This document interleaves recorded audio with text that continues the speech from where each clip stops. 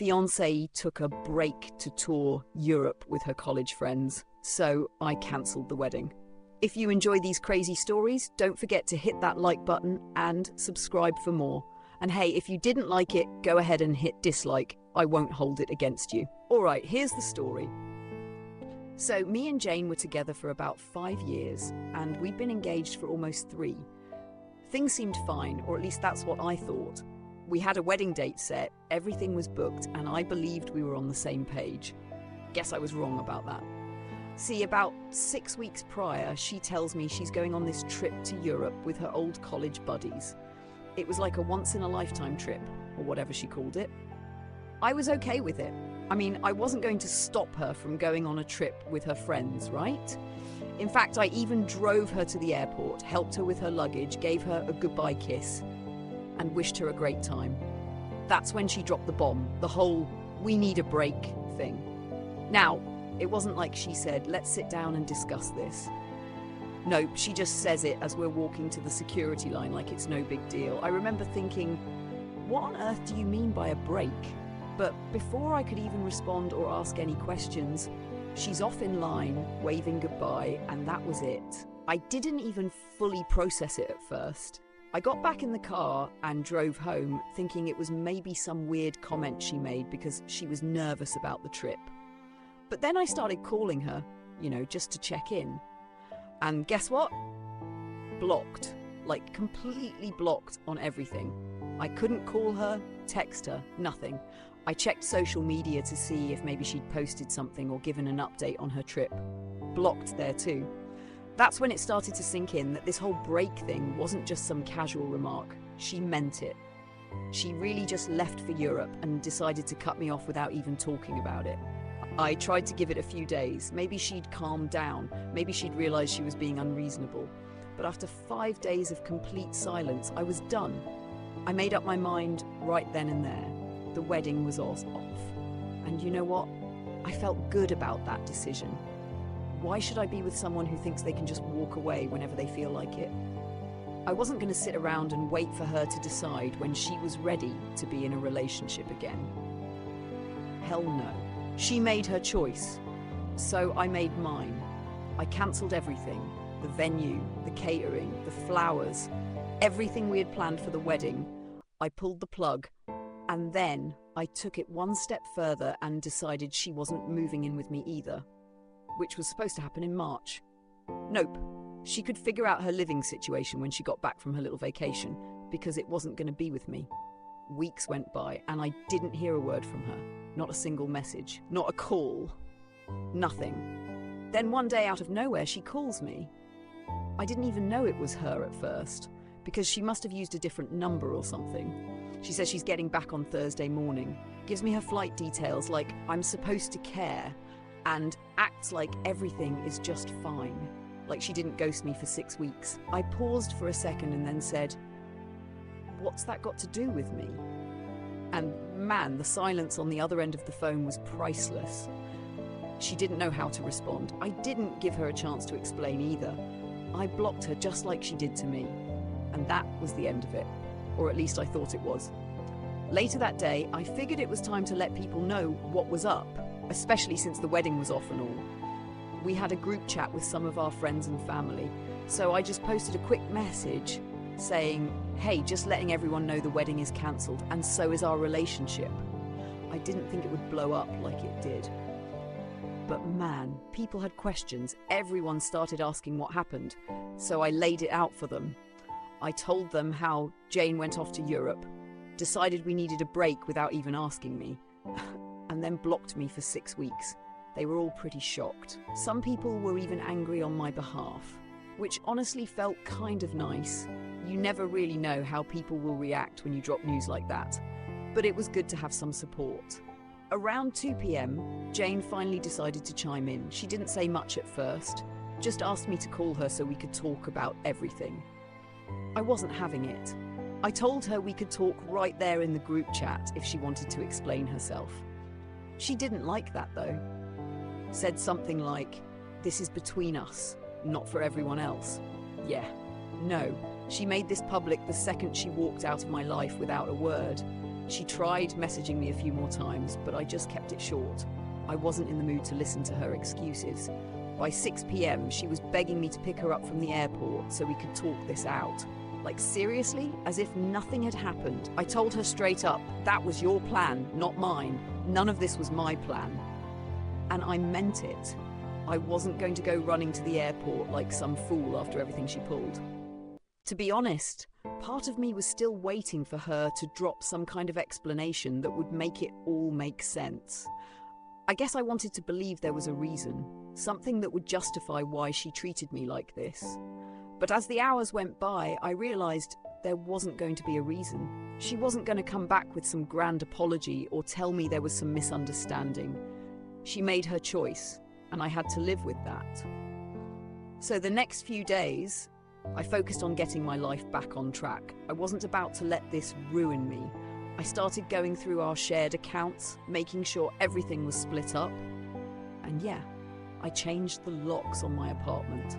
Last thing I needed was her showing up unannounced, thinking she could just waltz back into my life. I was done with that. I even started looking at some trips of my own. I figured if she could run off to Europe for 6 weeks, maybe I should take some time for myself too.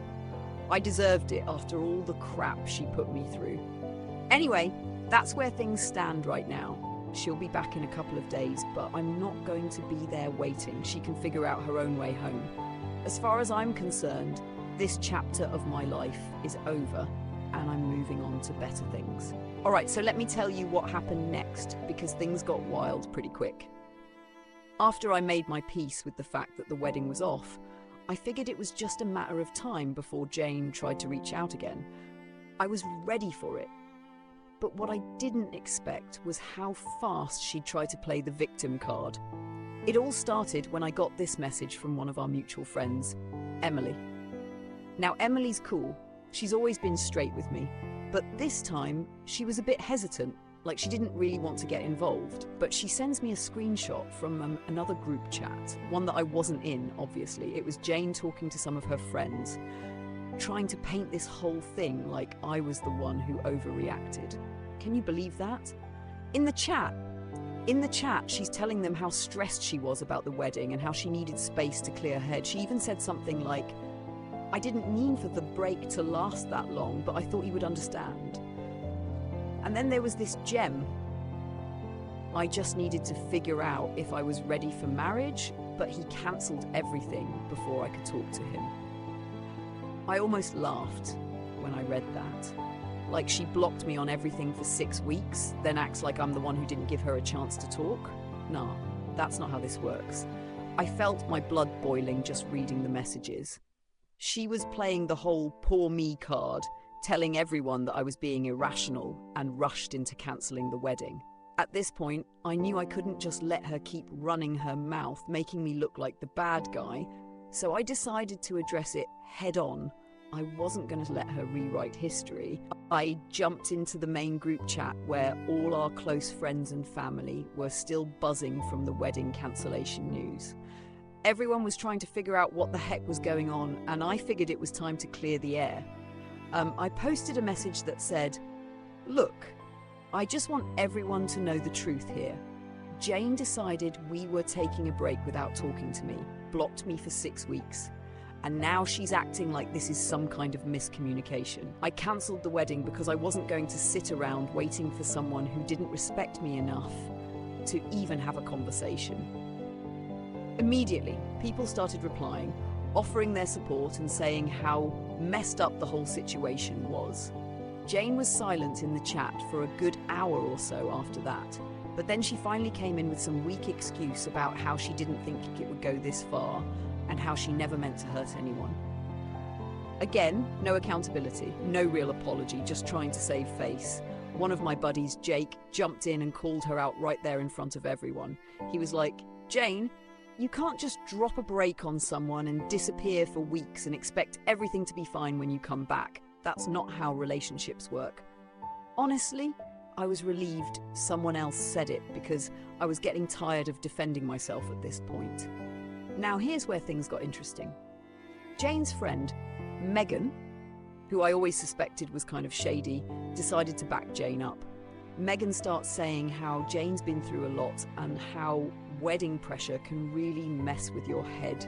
She was trying to make it sound like Jane was the victim of stress and anxiety, which, okay, I get that planning a wedding is stressful, but come on, that's not an excuse to block your fiancé and go radio silent for 6 weeks while you're partying in Europe.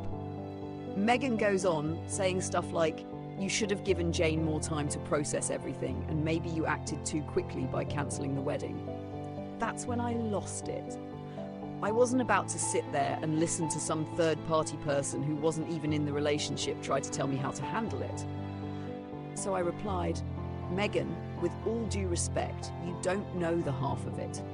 This isn't about wedding stress. It's about the fact that Jane blocked me, cut me off completely, and didn't bother to talk to me once during the whole trip. I tried, I called, texted, and got nothing. How much more time was I supposed to give her? Another 6 weeks? A year? If Jane didn't want to be with me, she could have said that. But instead, she disappeared and expected me to just sit around waiting. That's not how it works.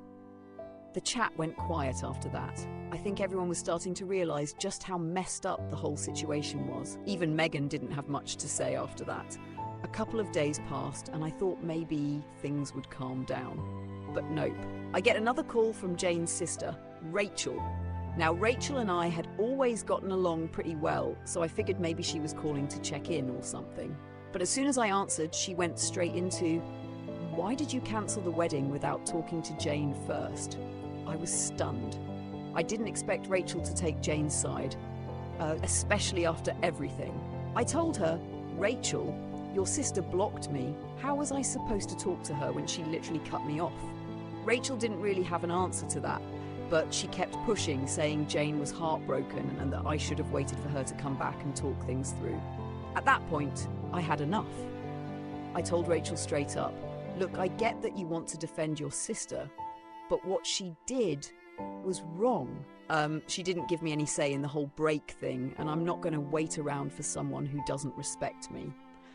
If Jane wants to explain herself, she knows how to reach me, but I'm not going to be the one to fix this. Rachel tried to say more, but I just told her I had to go and hung up. I wasn't about to keep having the same conversation with every single person Jane sent my way. That night, I got another message from Jane. This time, she was apologising. Well, sort of. She said she was sorry for how things went down, but didn't take any responsibility for the choices she made.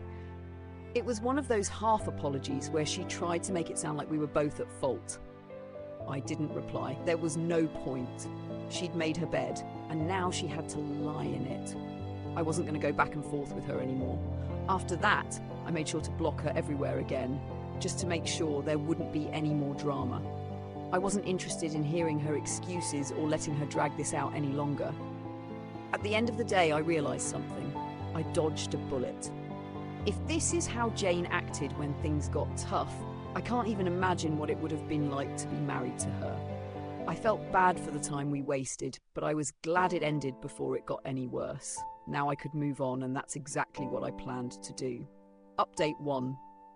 Alright, so after all the drama with Jane and her trying to guilt-trip me into reconsidering the wedding, which, by the way, didn't work, I thought things would quiet down for a bit, but nope, not in my life. Turns out, I had way more coming my way than I could have expected. About a week after I blocked Jane for the last time, I get this random call from a number I didn't recognise. I almost didn't answer it because at this point, I wasn't in the mood for more drama. But for some reason, I picked up. And guess who it was? Jane's mom. Yeah, her mom. Like, what the heck? Now, Jane's mom, Lisa, had always been one of those people who was super sweet to your face, but you could tell she had this whole passive-aggressive vibe just under the surface. She was the type of person who would give you a compliment, but somehow it felt like an insult. You know what I mean? Anyway, Lisa starts off the conversation all friendly, like nothing had happened. "Hi, sweetheart, how are you doing?" she says, like we hadn't just cancelled a wedding and blocked her daughter from my life. I wasn't about to play games, so I kept it short. "I'm fine, Lisa. What's going on?" That's when she starts with the whole guilt trip. She says, "Oh, we were so looking forward to the wedding, and this whole thing has really devastated Jane. You know she's been crying every day since she got back, right? She's just been a mess." Now, I wasn't about to let her make me feel bad for Jane, not after everything she pulled, so I told her straight up, "Lisa, I'm sorry Jane's upset, but she made her choices. I didn't call off the wedding for no reason." And then Lisa hits me with this. "Well, maybe you overreacted a bit. You know, Jane was just nervous about the whole thing, and sometimes people make mistakes when they're stressed. Don't you think you should give her a second chance?" I couldn't believe what I was hearing. I mean, she was acting like Jane blocking me for 6 weeks and disappearing was just a minor mistake. I wasn't having it. "Lisa," I said, "this wasn't just nerves. She literally blocked me on everything and went off to Europe without saying a word. That's not something you just brush off. If Jane was having doubts, she should have talked to me, not shut me out." But Lisa wasn't done yet. Oh no, she kept pushing. "I know it seems bad, but think about all the years you've been together. You've had such a good relationship. Don't you want to try and save it? I'm sure once Jane explains everything, you'll understand."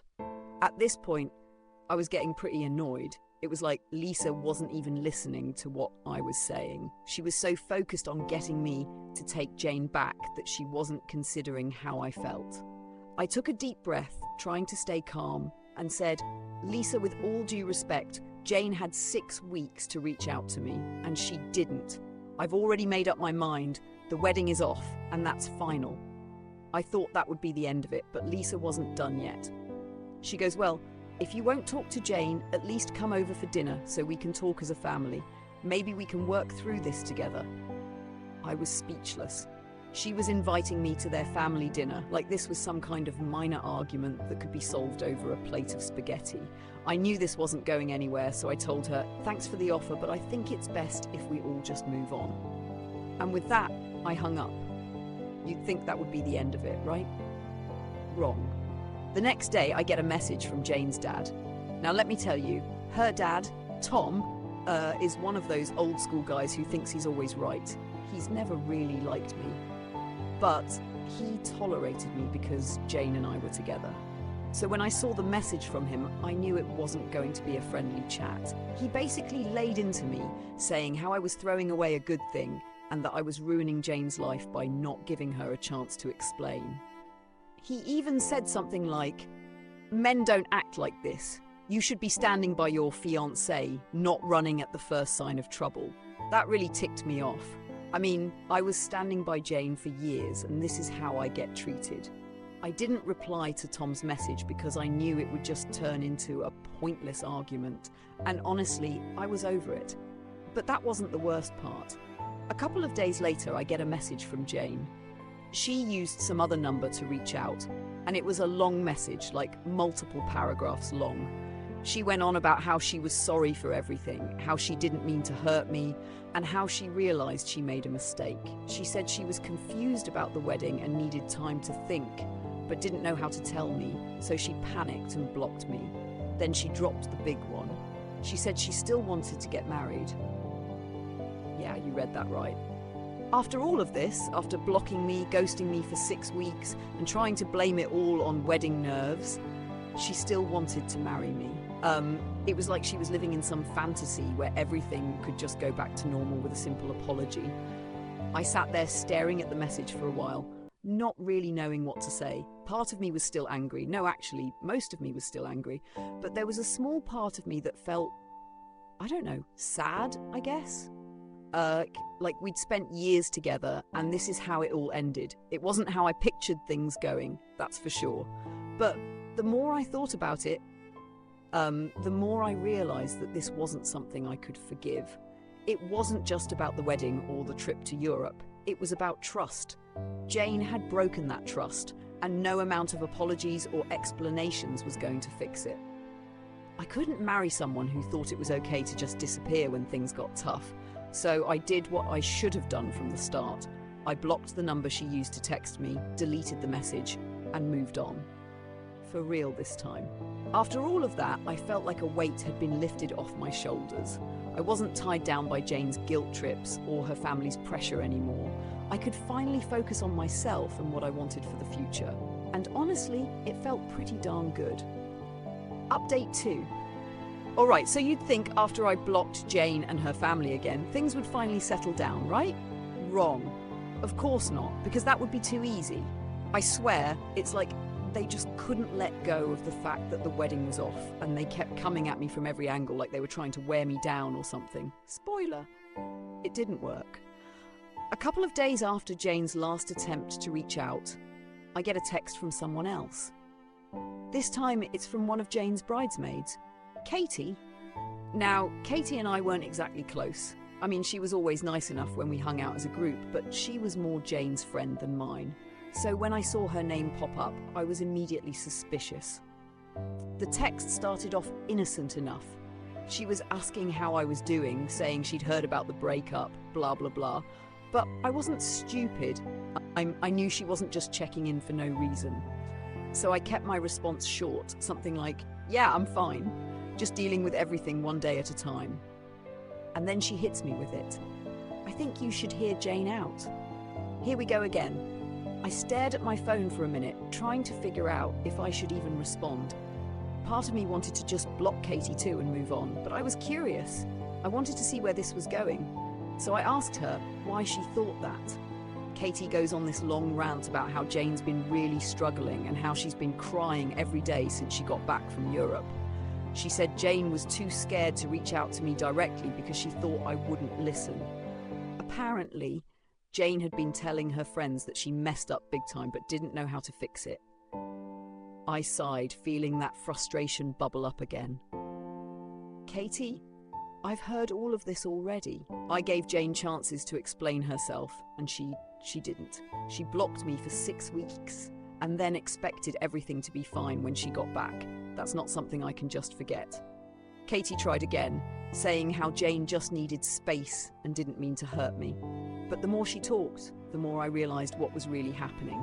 Jane had sent Katie to do her dirty work, thinking maybe I'd listen to someone else. It was like she didn't even have the guts to face me herself anymore. I was done. I told Katie, "Look, I appreciate you trying to help, but this isn't something that can be fixed with a few apologies. It's over, and that's it." I could tell she wanted to keep pushing, but I didn't give her the chance. I blocked her right after that, and then, just when I thought I was finally in the clear, I get another message. This time it's from one of Jane's cousins, Mark. Now, I hadn't heard from Mark in months, and out of nowhere, he's texting me, asking if we can meet up to talk about everything. At this point, I was so fed up with everyone trying to drag me back into Jane's drama that I almost didn't respond. But curiosity got the better of me.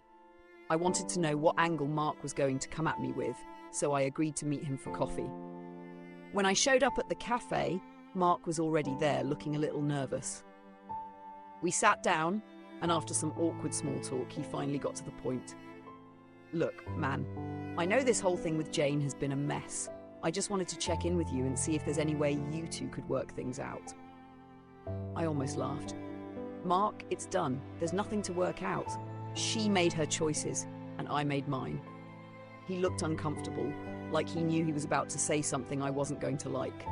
"Yeah, I get that. But here's the thing.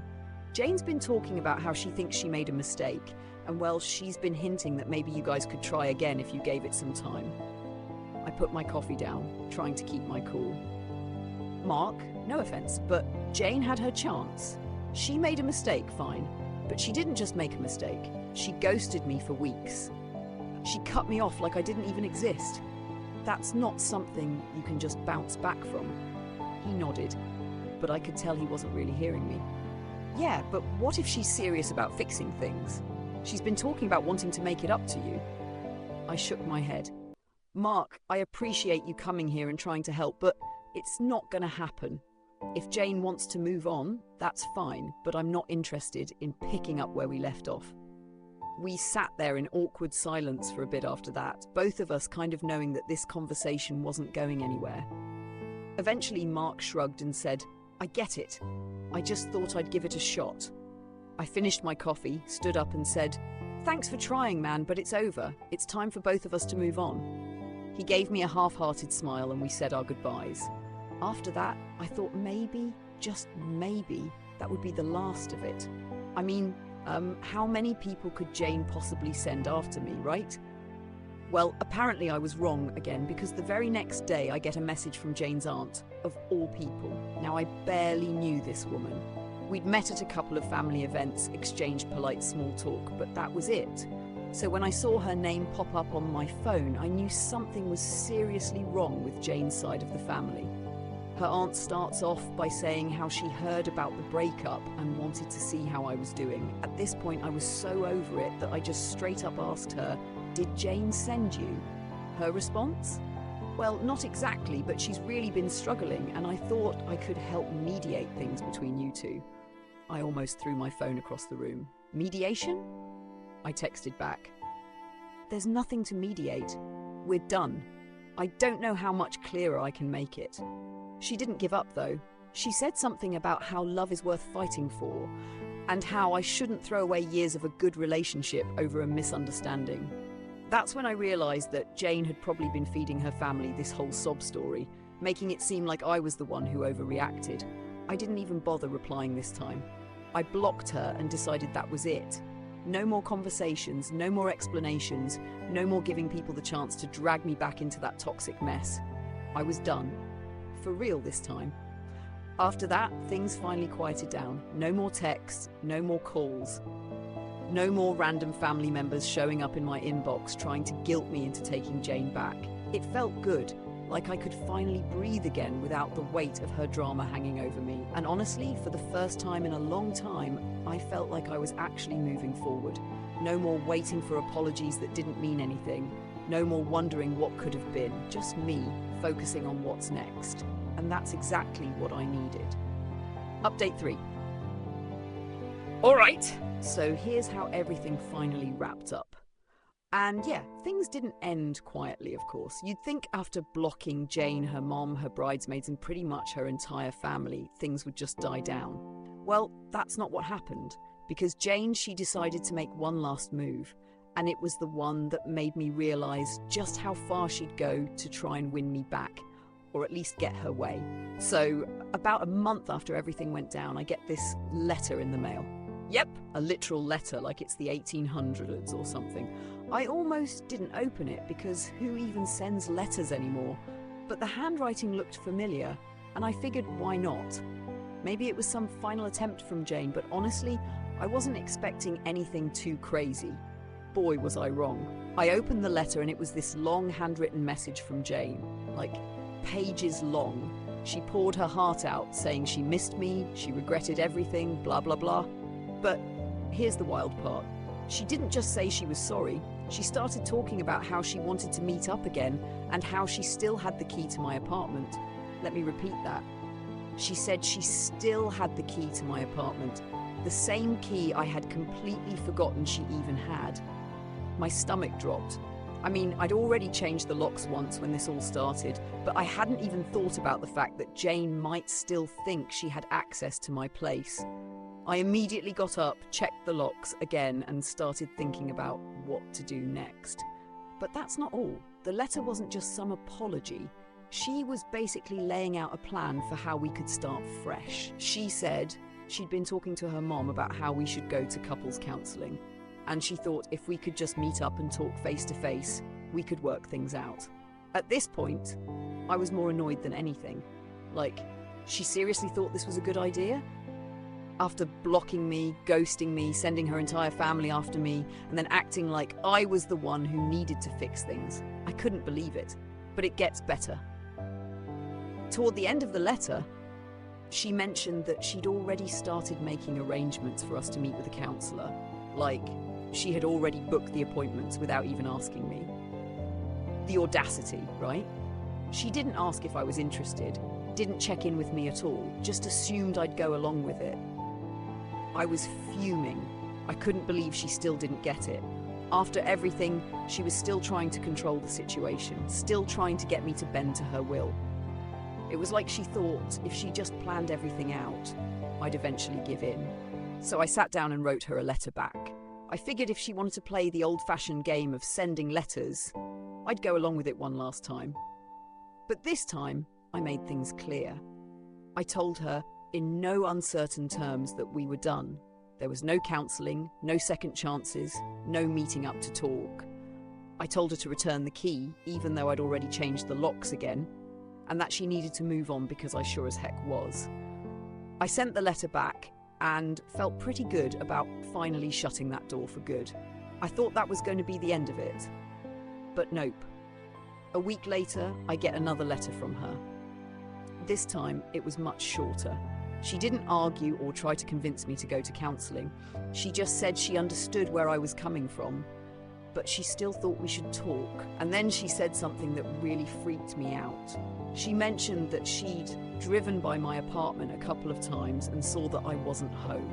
She didn't say why she was driving by or what she was doing, but the fact that she was checking up on me like that sent chills down my spine.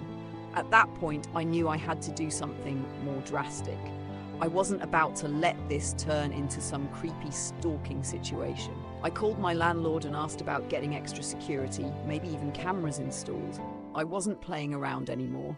And just when I thought things couldn't get any weirder, I get a call from my mom. Now, my mom knew about everything that had happened, and she'd been super supportive throughout all this. But she called me to say that Jane had visited her, showed up at her house unannounced, asking to talk about us. I almost dropped my phone when she told me that. Jane had gone to my mom's house to try and get her to convince me to take her back. I was ticked. Not only was Jane crossing boundaries with me, but now she was dragging my family into it, trying to manipulate the situation through them. My mom, bless her heart, didn't fall for it. She told Jane that I'd already made my decision and that she needed to respect it. Jane apparently got emotional and started crying, but my mom didn't back down. She told her that it was time to move on. After that call, I realised I needed to take one final step to end this for good. I filed for a restraining order. I didn't want to, but I felt like I had no choice. Jane was getting too close, and I needed to protect my space and my family. When Jane got served with the paperwork, she finally backed off. No more letters, no more visits, nothing. It was like she finally got the message. I didn't feel good about having to go that far, but I knew it was the right thing to do. And honestly, after everything that happened, I learned a lot about myself. I learned that it's okay to stand up for your boundaries, even when people don't want to respect them. I learned that I deserve someone who values my feelings and communicates with me instead of someone who disappears when things get tough. And I learned that sometimes the best thing you can do for yourself is to walk away and focus on building a better future. And that's exactly what I'm doing. If you thought that was crazy, hit that like button and subscribe for more wild stories. And if you didn't quite enjoy it, feel free to hit the dislike. Your feedback means a lot. Drop a comment below and let me know what you think or share your own experiences. And don't forget to check out my other videos for more insane tales. Thanks for watching, and I'll see you in the next one.